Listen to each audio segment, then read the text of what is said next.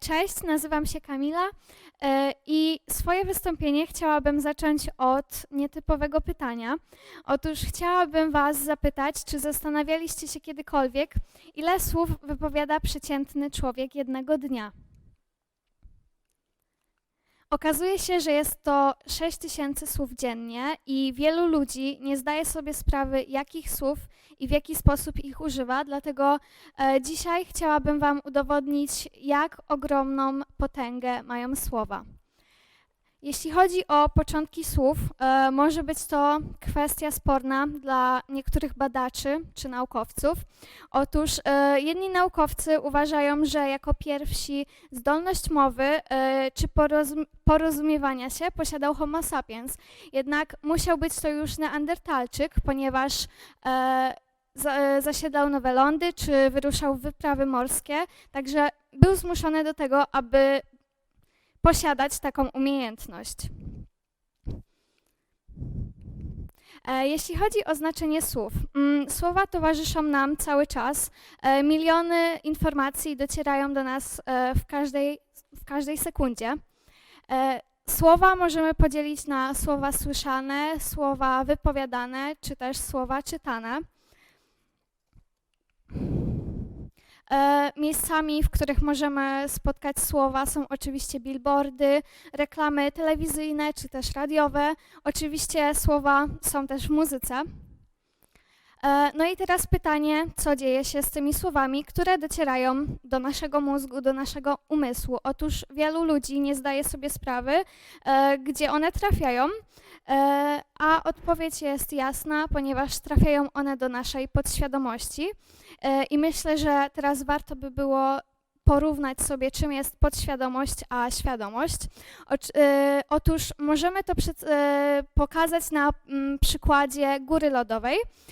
Świadomość składająca się na rozumiewanie, myślenie czy wybory to tylko czubek góry lodowej, natomiast pozostałą jej część stanowi podświadomość, składająca się na nasze przekonania, emocje, wartości, zwyczaje, wyobraźnię, intuicje, reakcje obronne, wspomnienia czy też wewnętrzne procesy organizmu.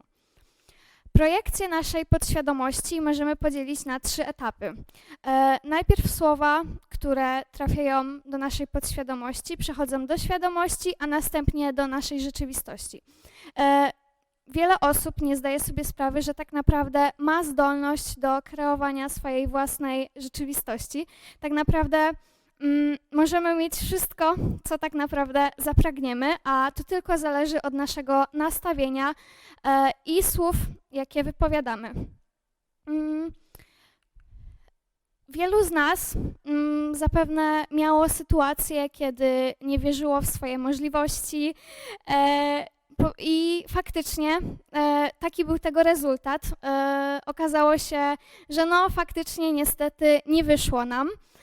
Ale była też sytuacja odwrotna, kiedy uwierzyliśmy w swoje możliwości i faktycznie ten rezultat był pozytywny. Myślę, że większość osób chciałoby, aby w naszym życiu zdarzały się tylko pozytywne rzeczy i faktycznie możemy to zmienić, możemy to zminimalizować do naprawdę małej liczby takich przypadków. No i teraz pojawia się pytanie, jak to zmienić? Otóż możemy to zmienić za pomocą stających się coraz bardziej popularnych afirmacji. Afirmacje mają moc wywierania wpływu na rzeczywistość za pomocą myśli, wywołują zmiany w naszej psychice, które przekładają się na nasze funkcjonowanie. Krótko mówiąc, afirmacje to krótkie, pozytywne sentencje, które mają nam pomóc w przekształceniu swojego myślenia. Na początku warto pracować z 1 czy 2 afirmacjami, żeby po prostu przyzwyczaić nasz umysł do ich stosowania. No i pojawia się kolejne pytanie, jak dobrać takie afirmacje. Oczywiście najważniejsze, aby afirmacje były podporządkowane do nas i do naszych potrzeb. Przykładami afirmacji może być zdanie jestem zdrowa bądź zdrowy, akceptuję siebie, bo wiele osób zmaga się ze swoją akceptacją, czy też poradzę sobie w tej sytuacji. No i na koniec chciałabym poruszyć, myślę, że jeden z istotniejszych tematów dzisiejszych czasów. Otóż chodzi tutaj o wpływ słów na społeczeństwo.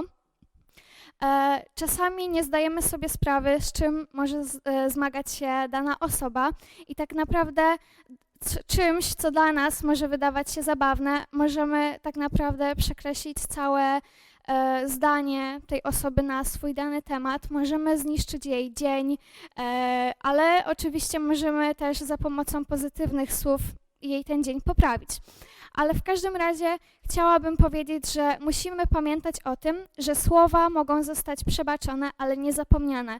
Tak naprawdę te wszystkie słowa, które trafiają do naszej podświadomości, zostają tam na o wiele dłużej, niż by nam się wydawało.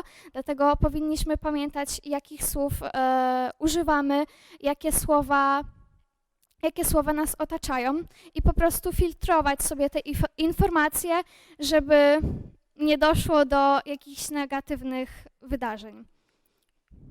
Dziękuję bardzo.